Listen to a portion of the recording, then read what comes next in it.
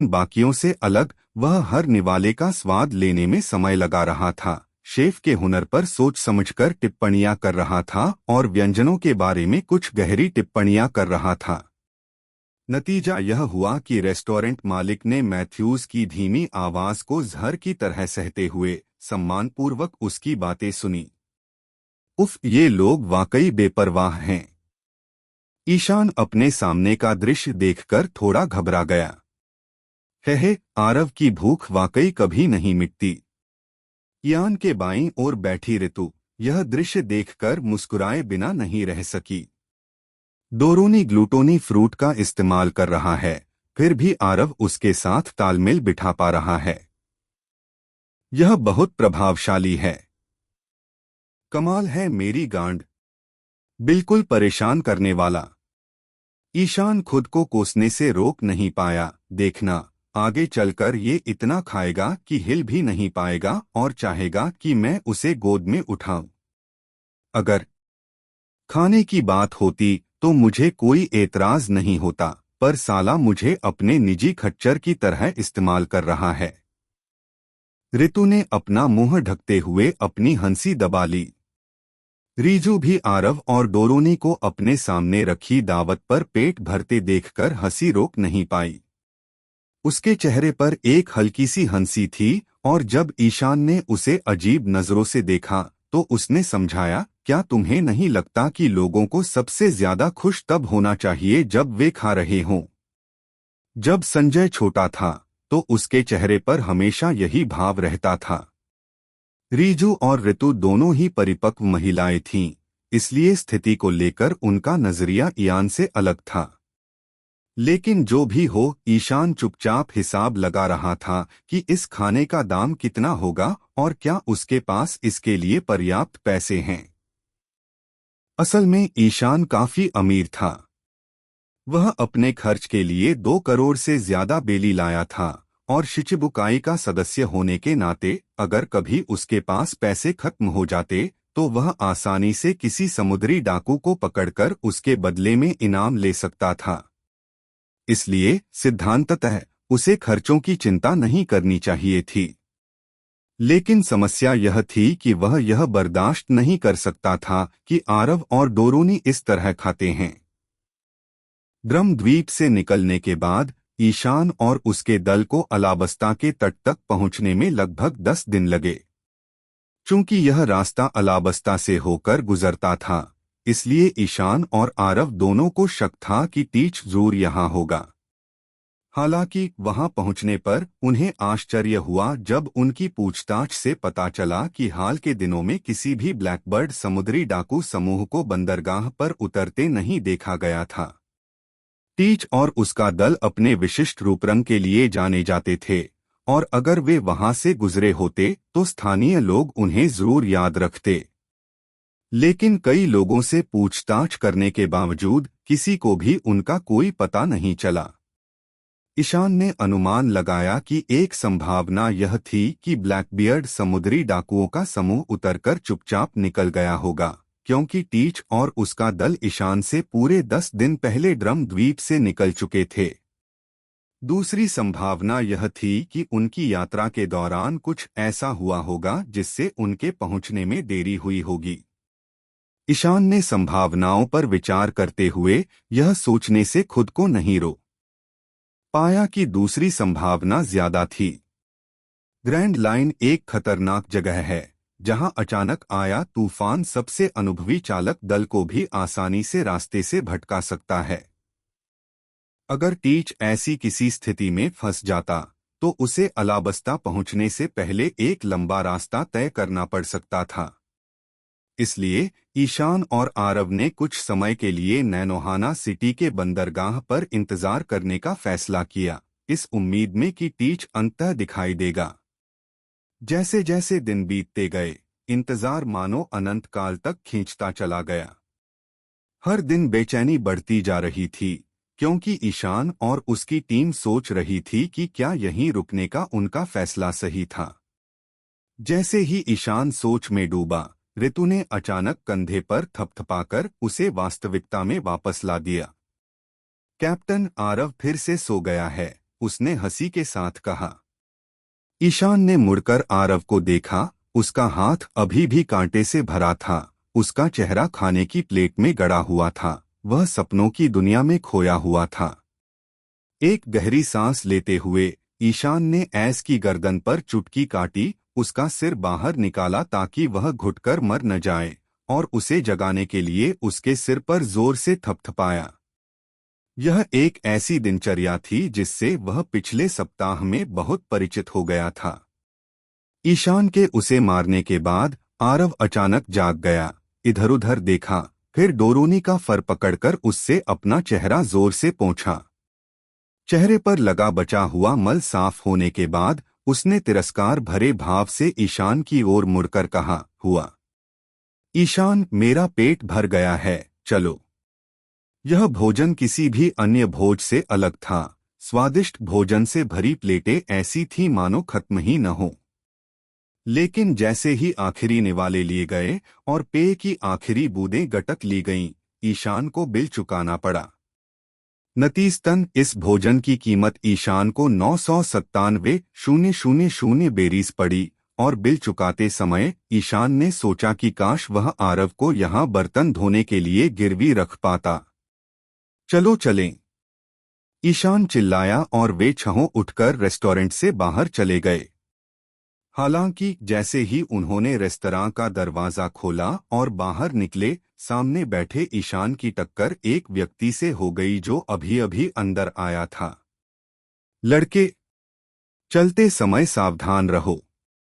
जिस व्यक्ति को ईशान ने मारा था उसने अपनी बात पूरी करने से पहले सिर्फ अपनी छाती रगड़ी, लेकिन जब उसने इयान का चेहरा देखा तो वह अचानक स्तब्ध रह गया। यह आप है, यह आप है। ईशान और अजनबी आश्चर्य से बोले। उस अजनबी के बाल सफेद थे, उसने कोट पहना हुआ था, नंगी छाती थी और एक ऐसा सिगार पी रहा था जो कभी बुझता ही नहीं था। वह कोई और नहीं बल्कि सूर्या ही हो सकता था। सूर्या को देखते ही ईशान को अपना सिर पीटने का मन हुआ। क्या ये आदमी यहाँ इसलिए आया था क्योंकि वो स्ट्रॉ हैट पायरेट्स का पीछा कर रहा था? क्या उसके आने का मतलब ये था कि स्ट्रॉ हैट पायरेट्स भी अलाबस्ता में उतर आए थे? अवचेतन रूप से ईशान ने सूर्या के पीछे देखा और पहली चीज जो उसने देखी वह थी ताशिगी अपने छोटे बालों के साथ, और दूसरी चीज जो उसने देखी वह थी कुइना जो ताशिगी के बगल में जुड़वा की तरह खड़ी थी, लेकिन उसके बाल थोड़े लंबे थे और उसने चश्मा नहीं पहना था। कुरिना भी ईशान को देखकर हैरान हुई, लेकिन फिर उसने तुरंत प्रतिक्रिया दी और शरारत से ईशान को आंख मारने से खुद को नहीं रोक सकी। ईशान मुस्कुराया क्योंकि वह कुरिना का मतलब समझ गया था। तो उन्होंने हाथ उठाकर मुस्कुराते हुए सूर्या का अभिवादन किया। अरे सूर्या, तुम भी यहाँ भोजन करने आए हो? सूर्या ने अपने सिगार के कुछ कश लिए और धुएं का एक बादल उड़ाते हुए उदास होकर पूछा, तुम यहाँ क्यों हो? सूर्या की एक बुरी आदत थी कि जब उसका मूड खराब होता था तो वह जमकर धूम्रपान करता था, और यह स्पष्ट था कि उस समय उसका मूड बिल्कुल भी अच्छा नहीं था। वह वास्तव में स्ट्रॉ हैट समुद्री डाकुओं को पकड़ने के लिए निकला था, लेकिन उसने कभी नहीं सोचा था कि वह यहाँ ईशान से मिलेगा। यह मुलाकात एक कड़वी गोली की तरह थी, क्योंकि ईशान अब शिचिबुकाई में से एक था जो मरीन के भीतर एक शक्तिशाली व्यक्ति था, जबकि सूर्या सिर्फ एक कैप्टन ही रह गया था। हालांकि सूर्या सैन्य पद को ज्यादा महत्व नहीं देता था, लेकिन यह तथ्य कि ईशान, जो अब भी उसकी कमान में तलवारबाजी का प्रशिक्षक था, अब एक ऐसा व्यक्ति था जिसका वह सम्मान करता था, एक विनम्र अनुभव था। किसी भी व्यक्ति के लिए अपने पूर्व सहकर्मी का ऐसी स्थिति में सामना करना मुश्किल होगा। अगर सूर्या किसी एक व्यक्ति से हर हाल में बचना चाहता था तो वह ईशान था, लेकिन किस्मत को कुछ और ही मंजूर था और वह खुद को उस आदमी के सामने खड़ा पाया जिससे वह नफरत करता था। सूर्या को अलाबस्ता में इयान की मौजूदगी पर बहुत शक था। उसने मरीन मुख्यालय को इयान की खतरनाक प्रवृत्तियों के बारे में बहुत पहले ही आगाह कर दिया था, लेकिन उसकी चेतावनियां अनसुनी कर दी गईं। नतीजतन ईशान ने मारिजोआ में एक बड़ी घटना को अंजाम दिया और पूरी विश्व सरकार को इस स्थिति का खामियाजा भुगतना पड़ा। सूर्या का मानना था कि ईशान एक उपद्रवी है और वह जहां भी जाता वहां अराजकता फैल जाती। इसलिए कोई आश्चर्य नहीं कि जैसे ही उसकी नजर उस पर पड़ती वह तुरंत सतर्क हो जाता। स्मोकर्स के सवालों का सामना करते हुए ईशान ने बेपरवाही से कंधे उचकाए और कहा, तुम कैसे पुराने दोस्त हो? मिलते ही तुम बहुत डराने लगते हो। सूर्या की अनदेखी करते हुए ईशान ने हाथ हिलाकर ताशिगी का अभिवादन किया। अरे ताशिगी, बहुत दिनों बाद मिले। बहुत दिनों से मुलाकात नहीं हुई, ताशिगी ने जवाब दिया। उसकी आवाज कांप रही थी और उसने घबराहट में अपने हाथ में तलवार पर अपनी पकड़ मजबूत कर ली। तुम्हारे बगल वाली, क्या वह तुम्हारी बहन है? ईशान ने अनभिज्ञता जताते हुए कुइना की ओर इशारा करते हुए ताशिगी से पूछा। नहीं नहीं, वह लेफ्टिनेंट कुइना है, हम बस एक जैसे दिखते हैं, ताशिगी ने झट से हाथ हिलाते हुए मना कर दिया। कुइना ने भी सहयोग किया और ईशान को घृणा से घूरा। दोनों एक दूसरे को जानते जरूर थे, लेकिन उन्होंने ऐसा दिखावा किया जैसे पहली बार मिल रहे हों। सूर्या और ताशिगी दोनों ही उलझन में थे, या यूं कहें कि उन्होंने इस बारे में कभी सोचा ही नहीं था। ईशान को यूं ही अपने मातहतों का अभिवादन करते और उसे नजरअंदाज करते देख सूर्या चिढ़ गए और बोले, ईशान, ऐसा मत सोचो कि अब तुम शिचिबुकाई हो गए हो, इसलिए मैं तुम्हें माफ कर दूंगा। अगर मुझे पता होता कि तुम मारिजोआ में इतना बड़ा बवाल मचा दोगे तो मैं तुम्हें ईस्ट ब्लू से बाहर ही नहीं जाने देता। सूर्या को अपने फैसले पर पछतावा हुआ। अगर उसने ईशान को समुद्री डाकुओं के एक समूह को खत्म करने के लिए मरीन जहाज ले जाने का अधिकार न दिया होता तो शायद हालात कुछ और होते। अगर उसने उस समय ईशान को मरीन में ही रखा होता तो शायद बाद में ऐसी घटनाएं कम होती।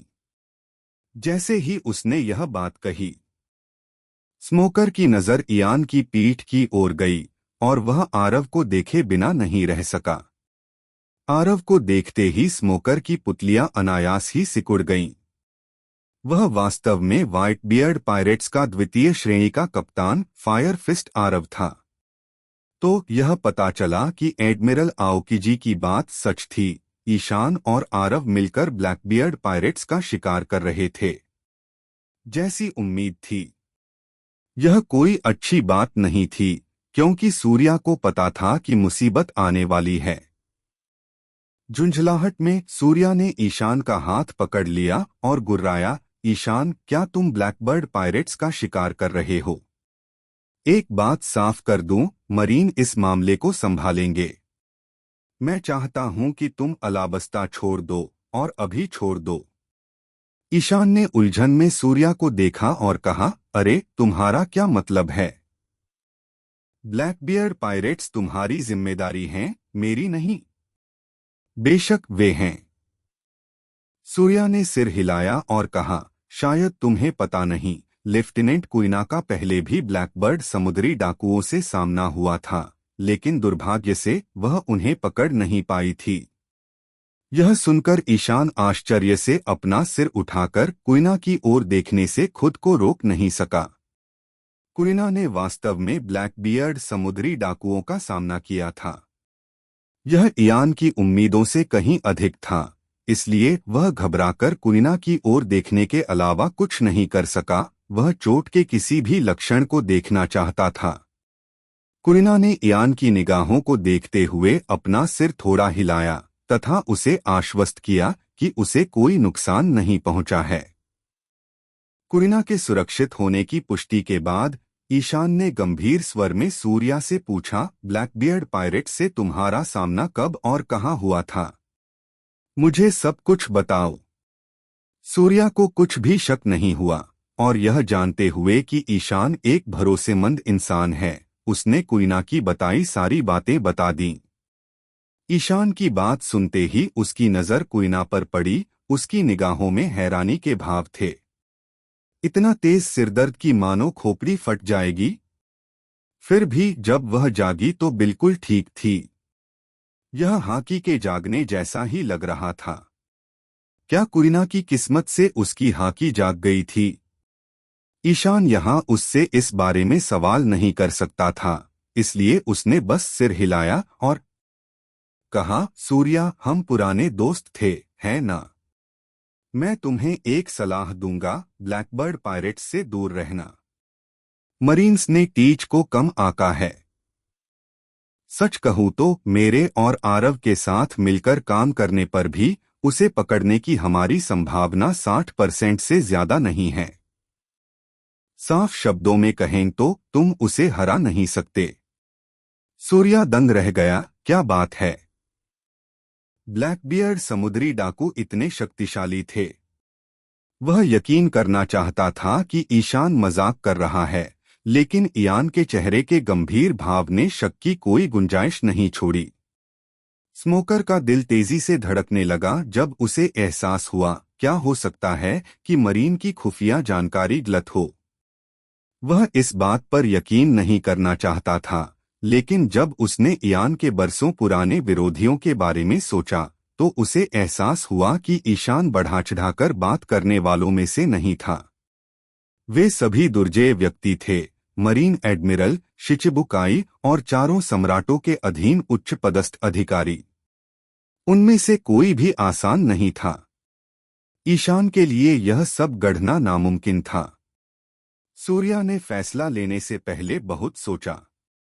उसने ईशान की तरफ देखा और कहा, ठीक है ईशान, मैं ब्लैकबियर्ड समुद्री डाकुओं की तुम्हारी तलाश में दखल नहीं दूंगा। समुद्री विभाग का सदस्य होने के नाते व्हाइटबियर्ड समूह के समुद्री डाकुओं को जब भी मैं देखूं, उन्हें पकड़ना मेरा कर्तव्य है, लेकिन मैं इस बात को छोड़ दूंगा और यह दिखावा करूंगा कि मैंने उन्हें देखा ही नहीं। लेकिन बदले में तुम इस द्वीप पर हमारी गतिविधियों में दखल नहीं दे सकते। ईशान अभी सहमत होने ही वाला था कि अचानक दूर से एक व्यक्ति आया और ईशान तथा सूर्या को धक्का देकर रेस्तरां में घुस गया। खाना? मुझे भूख लगी है। मुझे खाना है, वह व्यक्ति मेज पर बैठते हुए चिल्लाया और उस पर तेजी से हाथ मारते हुए रेस्तरां मालिक से जल्दी से खाना लाने का आग्रह करने लगा। सिगरेट पीने वाले का सिगार धड़ाम से जमीन पर गिर पड़ा। आरव ने उस आकृति को पहचान लिया और खुद को रोक न सका। ललित? यह सही है कि जो व्यक्ति रेस्तरां में घुसा था वह कोई और नहीं बल्कि स्ट्रॉ हैट पायरेट का ललित था, लेकिन वह इतना भूखा था कि उसने प्रवेश द्वार को अवरुद्ध करने वाले ईशान और सूर्या पर ध्यान नहीं दिया, न ही उसने आरव को देखा। आरव ने उसे आवाज दी, लेकिन ललित ने उसकी एक न सुनी। जैसे ही आरव खुशी खुशी ललित के पास जाने वाला था, उसने सूर्या को चिल्लाते हुए सुना, स्ट्रॉ हैट बदमाश। स्मोकर्स की आवाज इतनी तेज थी कि ललित ने आखिरकार सुन लिया, इसलिए उसने मुड़कर सूर्या को देखा। आह, यह तो तुम हो सूर्या। ललित ने परेशान भाव से सूर्या की ओर देखा। उसे लगा कि अब तो झंझट होने वाली है। स्ट्रॉ हैट वाले बच्चे, मैंने आखिरकार तुम्हें पकड़ ही लिया। सूर्या ने अपना जिट्टे निकाला और आगे बढ़कर ललित को पकड़ने के लिए तैयार हो गया, जबकि ताशिगी और कुलिना ने भी अपनी तलवारों के हत्थे थाम लिए, सूर्या के साथ चलने के लिए तैयार। हालांकि इस समय आरव ने अचानक अपनी बाहें खोल दीं और स्मोकर्स का रास्ता रोक दिया। आरव ललित ने आखिरकार ऐस की आकृति देखी और आश्चर्य से पुकारने से खुद को नहीं रोक सका। ललित, बहुत दिन हो गए मिले। आरव ने सूर्या की तरफ देखा, लेकिन फिर सिर घुमाकर टोपी के नीचे से ललित को देखा। उसकी आंखों में एक गर्म मुस्कान थी। हाँ हाँ हाँ आरव, तुम यहाँ क्या कर रहे हो? ललित भी अपनी पुआल की टोपी थपथपाते हुए खिलखिलाकर हंसा। लेकिन दोनों के बीच की बातचीत से सूर्या को गुस्सा आ गया। उसने भौहें चढ़ाकर आरव से कहा, फायर फिस्ट आरव, इसका क्या मतलब है? मुझे माफ करना, लेकिन ललित मेरा भाई है। मैं तुम्हें उसे ऐसे ले जाने नहीं दे सकता। आरव मुस्कुराया और सूर्या से बोला। सूर्या ने यह सुना और खुद को पलटने से रोक नहीं सका और ईशान को घूरने लगा, जिसका मतलब था कि आरव तुम्हारा आदमी है, बेहतर होगा कि तुम आओ और उसे नियंत्रित करो।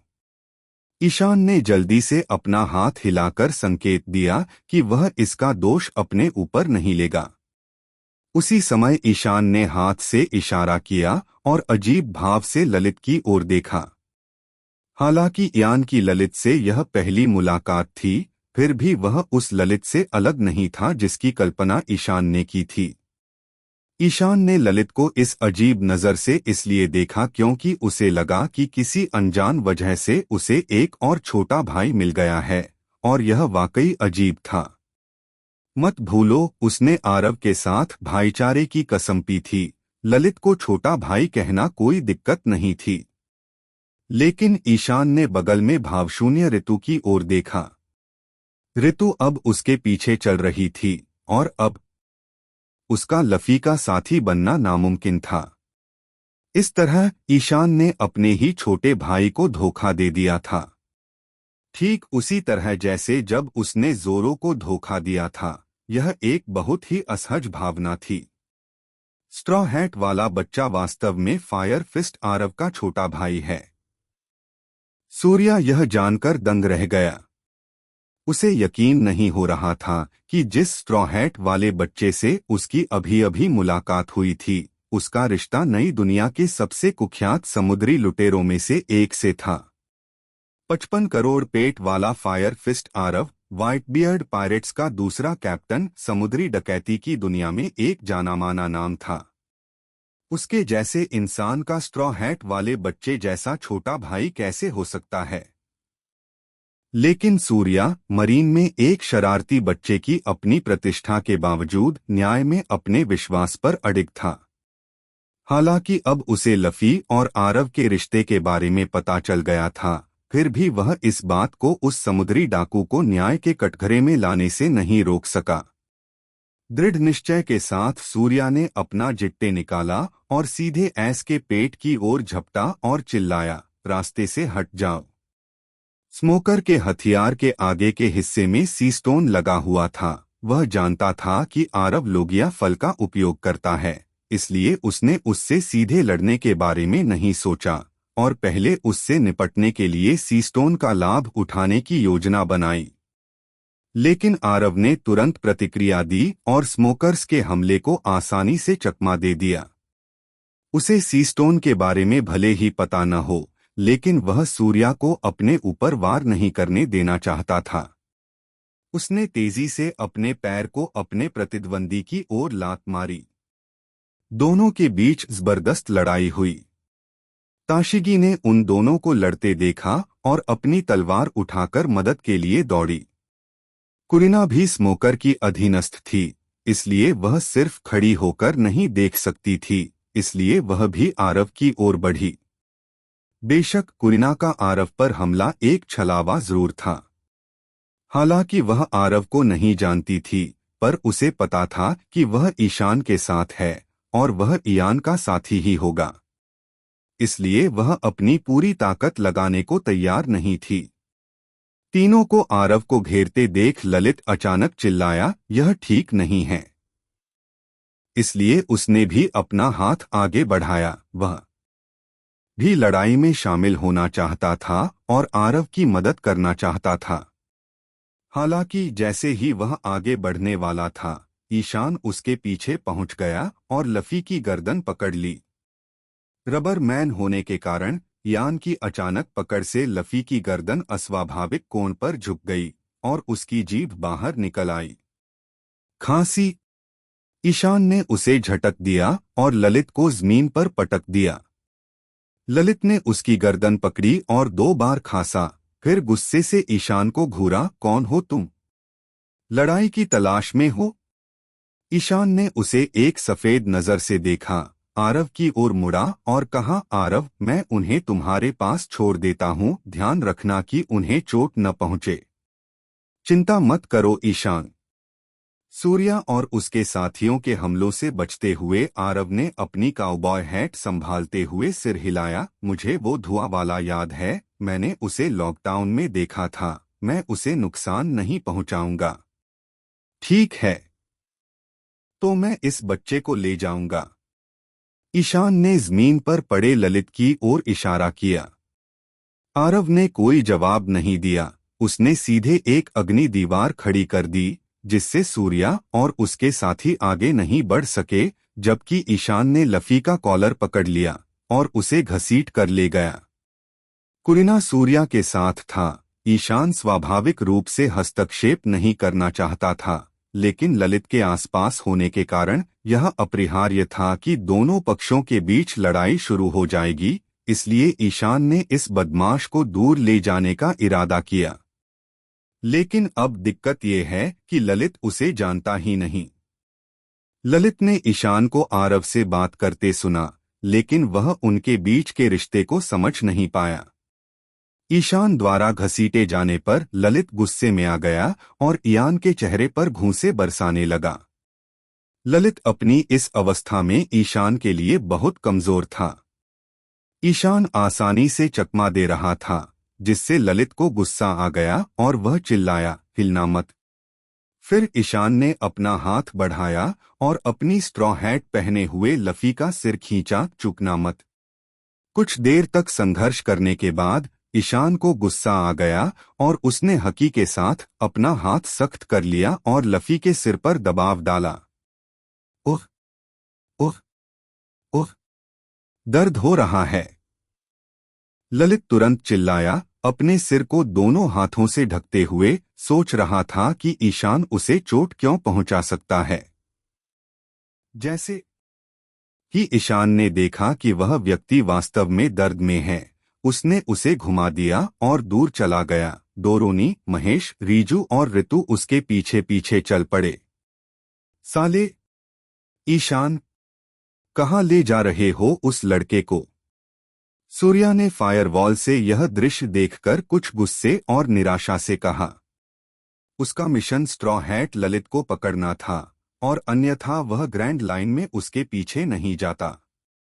अब अपने दल से अलग अकेले स्ट्रॉ हैट को पकड़ने का मौका देखकर सूर्या को लगा कि ईशान और एस के हस्तक्षेप ने उसकी योजनाओं में खलल डाल दिया है। ईशान ने भी स्मोकर्स को चिल्लाते हुए सुना, लेकिन उसने उस पर ध्यान नहीं दिया और ललित को अपने साथ ले गया तथा तेजी से आंखों से ओझल हो गया जब वे सड़क पर गायब हो गए।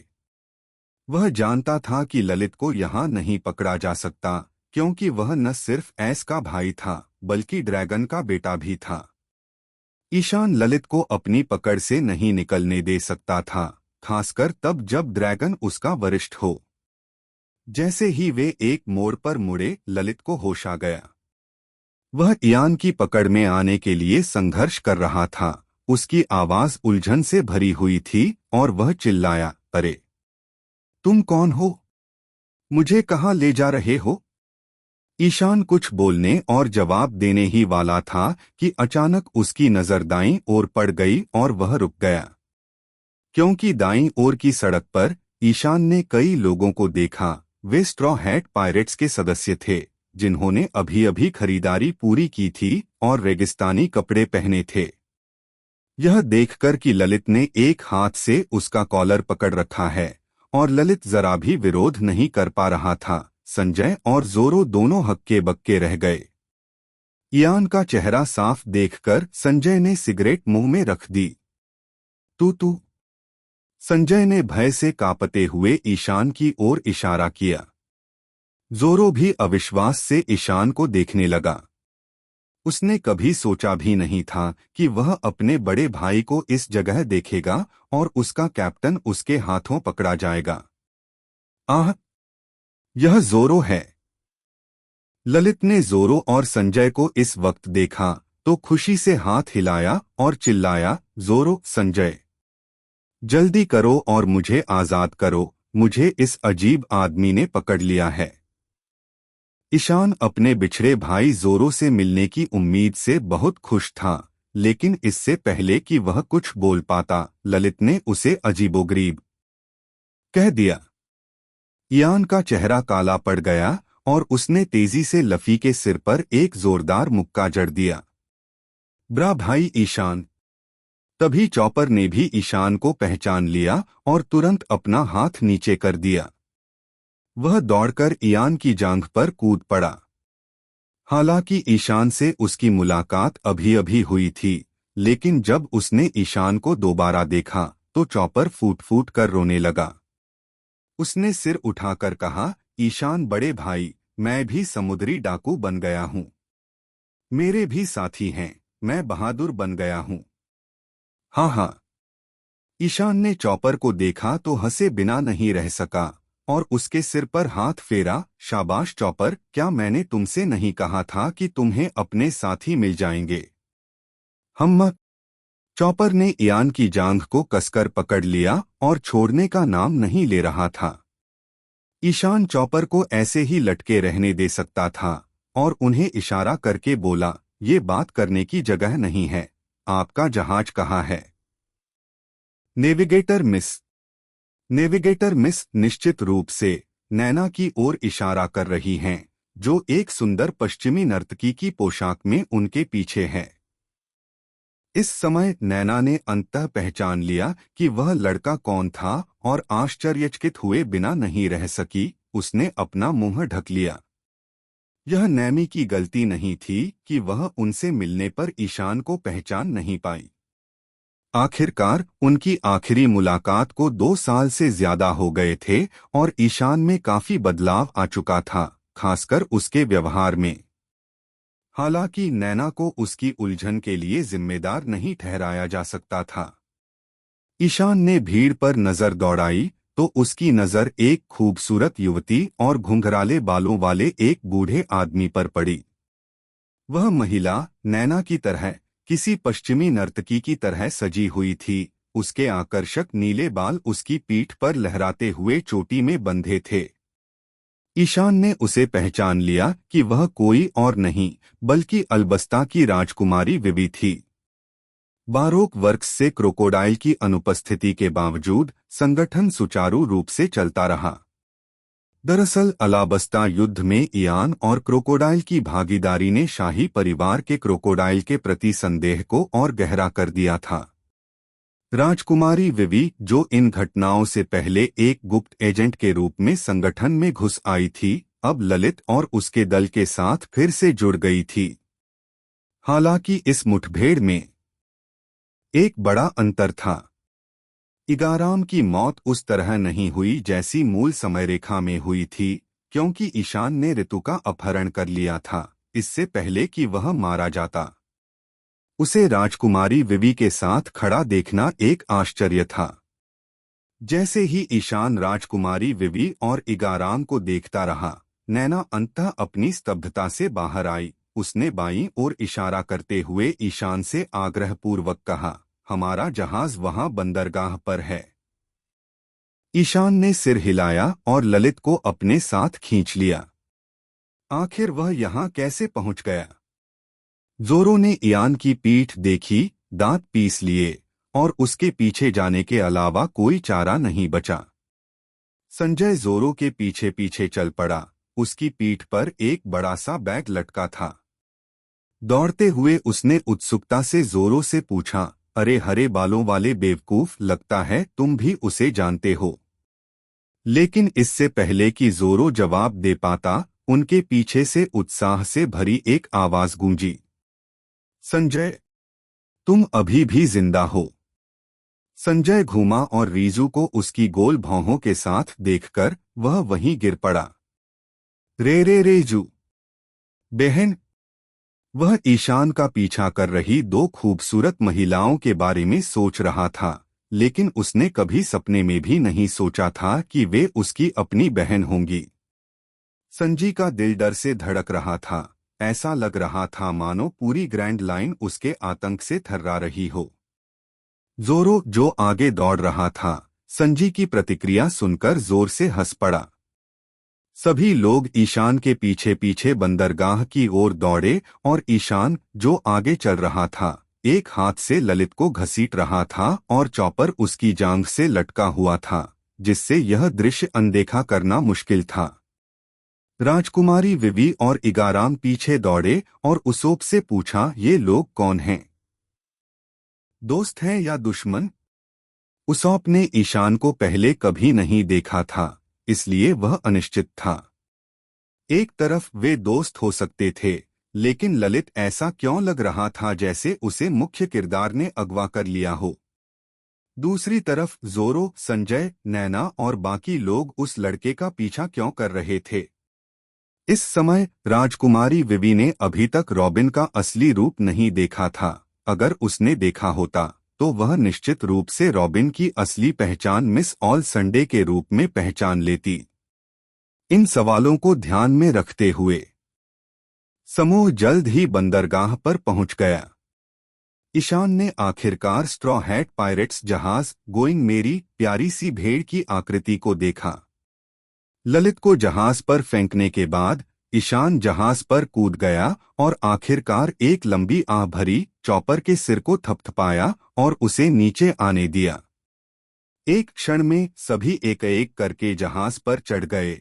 ईशान के डेक पर बैठने के बाद जोरो भी उसके सामने चुपचाप बैठ गया।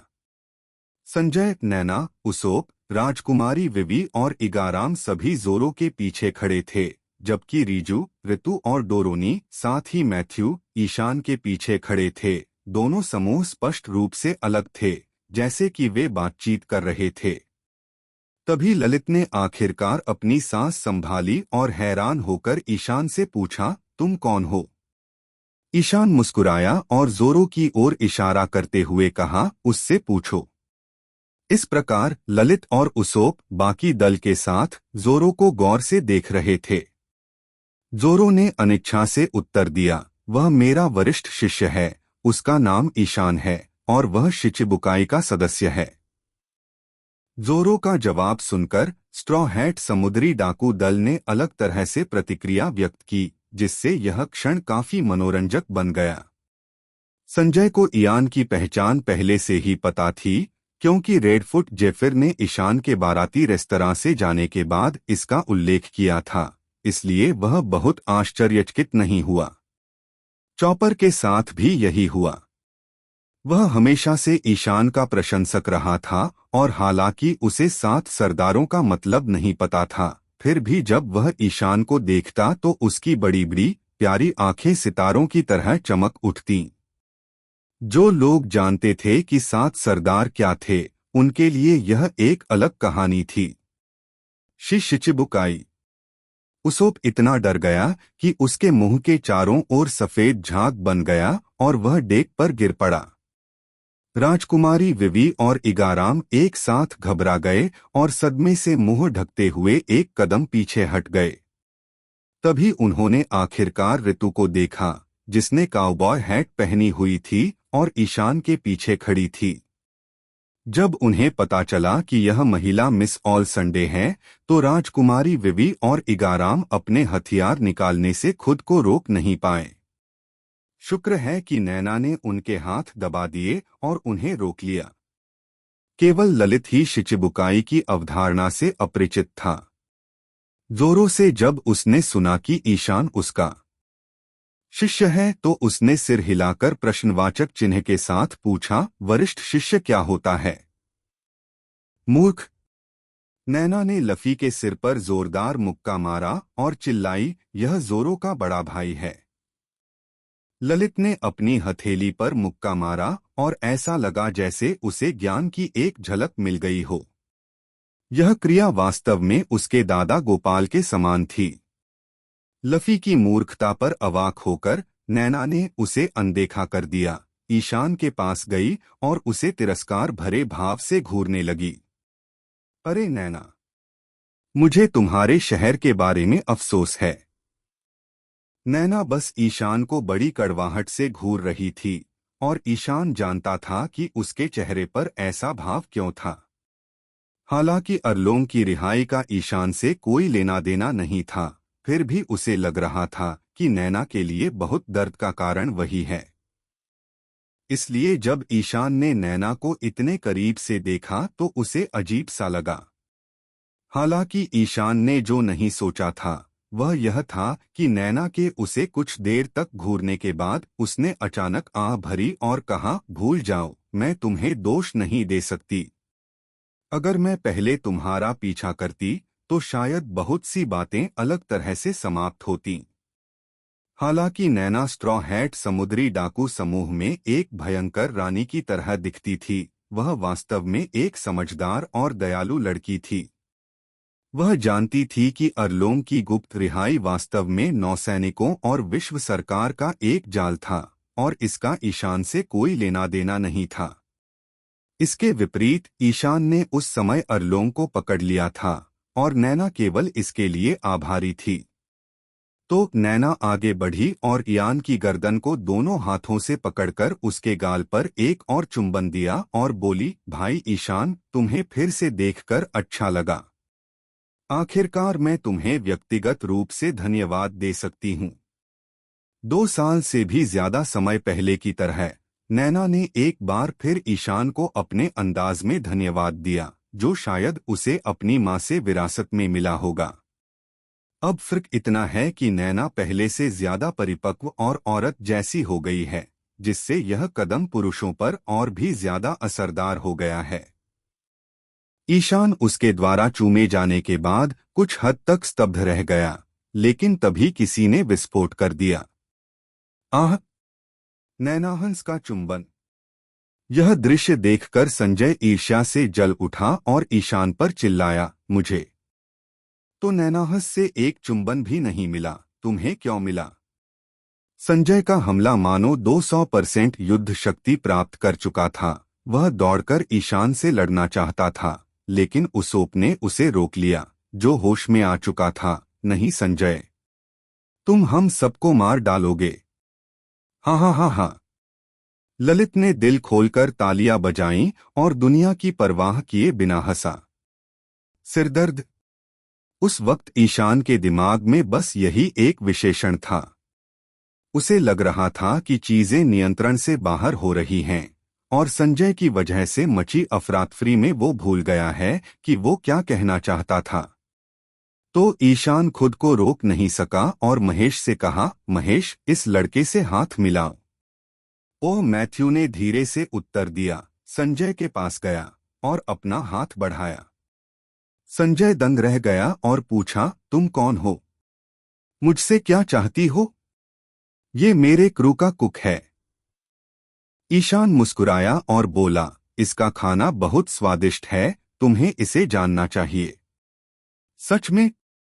यह सुनकर कि दूसरा पक्ष भी एक शेफ था, संजय अचानक उत्साहित हो गया और उससे हाथ मिलाया। चलो एक पाक कला का प्रदर्शन करते हैं। इससे पहले कि वह अपनी बात पूरी कर पाता, संजय को अचानक तेज नींद आ गई और वह वहीं बेहोश हो गया।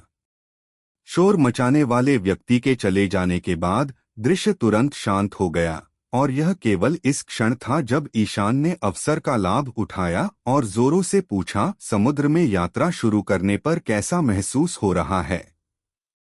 पहले तो ठीक था, पर तुम्हें देखने के बाद अब अच्छा नहीं लगता।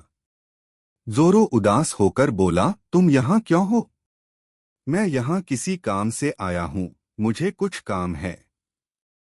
ईशान ने अपने बगल में खड़े ललित की ओर इशारा करते हुए कहा, सूर्या और कुरिना उसे पकड़ना चाहते थे, इसलिए मैं उसे उनसे दूर ले गया।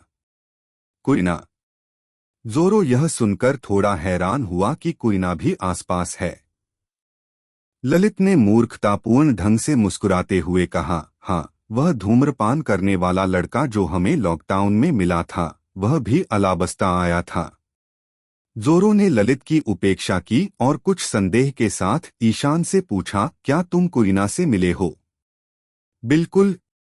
ईशान ने सिर हिलाया, मैंने उससे तुम्हारे समुद्र में जाने के बारे में सुना है। हो सकता है कुरिना तुम्हें पकड़ न पाए, लेकिन उससे बचना ही तुम्हारे लिए बेहतर है। समुद्री डाकू होने के नाते यह स्पष्ट था कि ललित और उसका दल आवश्यकता से अधिक नौसेना